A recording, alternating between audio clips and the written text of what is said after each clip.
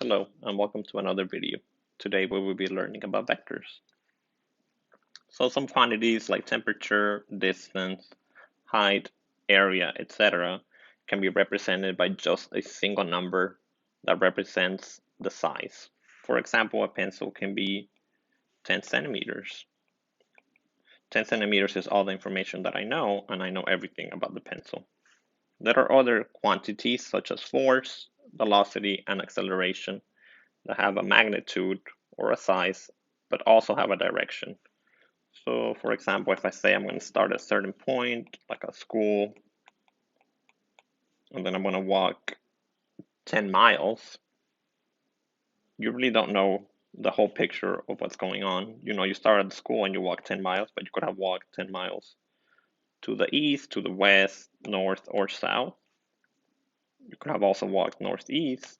So you kind of need a little bit more information to get you a whole picture of what the object or you as the object is doing. You do have an infinite number of possibilities, right?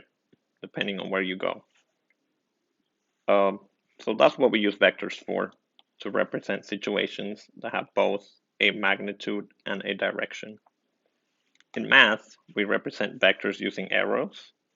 So you might see a vector that looks something similar to that. There's two different parts of a vector. You have the tail, and then you also have the head of the vector. Think of an arrowhead, and that's where the head is.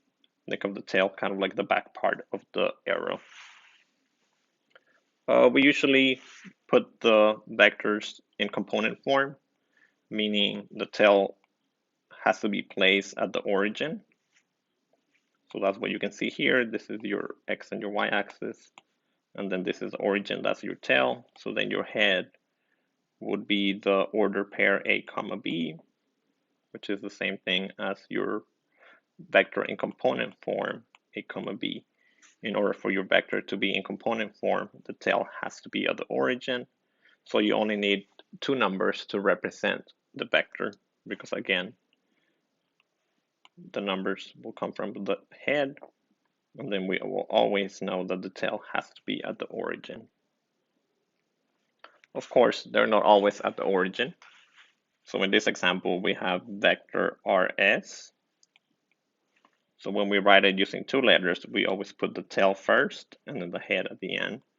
So that way, if you don't know what's going on with your vector, you can draw it in the same direction all the time. So again, R is my tail, so I have to put the dot there, and then S is the head, so I have to put it on the opposite side. And then you can also remember the tail is on top of R, and then the head is on top of S. So if you forget, you can remember that very easily. So I'm going to practice how to put this vector in component form, because as you can see, it is not in component form because the tail is not at the origin.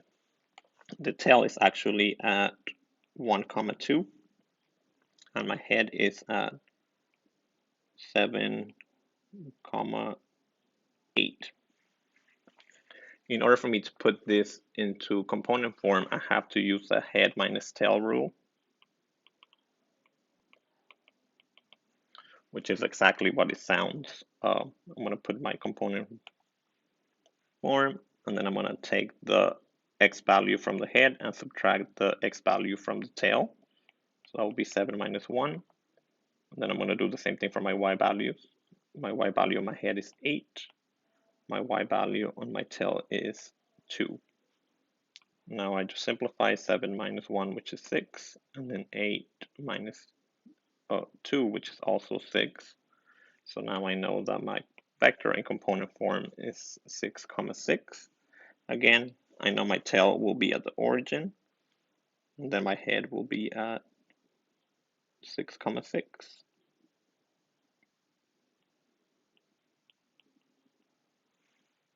So as you can see, these two vectors are actually the same exact length, meaning their magnitudes are the same, and they're both pointing in the same direction. So think of it as translating your vector and moving it from here and then shifting it down and to the left every single point. So that way it overlaps with this one. That's how you know that you have the same vector, because again, they have the same magnitude and the same direction. So doing the head minus tail is pretty easy. Let's do another example, but now let's do it with some negative numbers, just so you can see how it's the same process.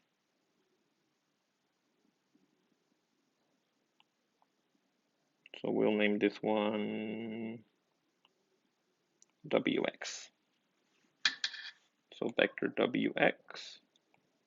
And again, all we're trying to do is put it in component form. So I'm going to start by writing the tail and the head point. So this one is going to be -3, -6. And this one is going to be 2, -3. So again, I'm going to put my components, and then I'm going to do 2 for the head minus -3. So the first negative comes from the equation, and then the second one comes from the actual point. I'm going to repeat the same thing for my y's. So -3 minus -6. This 2 will become plus because they're next to each other. And then I'm going to get that my component form is equal to 5, 3. So I'm just going to color my coordinate plane and put in a different color. So again, my tail will be at the origin, my head will be at 5, 3. Again, you can see that they're roughly the same size and they're both pointing in the same exact direction.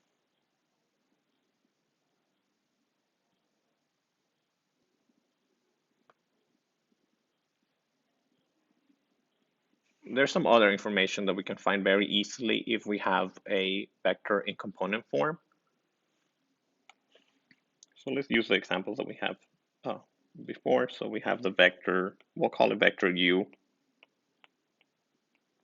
and we'll call the second one vector v, 5, 3. So we did talk about the length of the vector is the magnitude. This symbol right here kind of looks like an absolute value, but it's not. When we're talking about vectors, it will representing the magnitude or how long the vector is.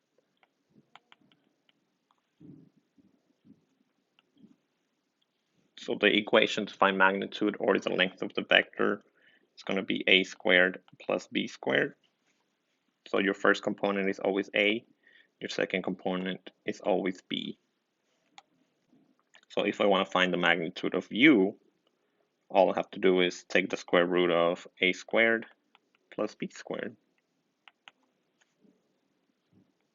Again, they're both a and b are 6. It's not always going to happen, so keep that in mind. In the next example, it will be different. So that will be 36 plus 36. And then I'm just going to use my calculator to add that and then get the approximation. So again, I'm going to do 36 plus 36, which will give me 72. And I'm going to take the square root of 72. So 72, which simplifies to 6 times the square root of 2. So that will be the length, and then I'm going to put the word units because I'm talking about length. Let's find the magnitude of v. So that will be the square root of 5 squared plus 3 squared. So that will be the square root of 25 plus 9, which is square root of 34. And I'm going to put that in my calculator to see if it simplifies to something. It doesn't, so I'm going to leave it as square root of 34 units. Like I said, you can also put it as a decimal and get your answer that way. Another way that you can find the magnitude if you forget the equation would be to draw it. Again, my origin is my tail.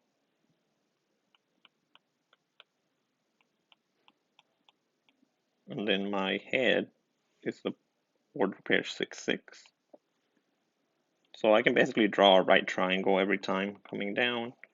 And then this distance will be 6 horizontally, and then it goes up 6. Again, we have a right triangle.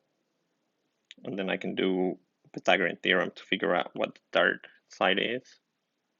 So that will be x squared equals 6 squared plus 6 squared, or a squared plus b squared equals c squared. I just put x, and you can put whatever variable you want. So that will be 36 plus 36.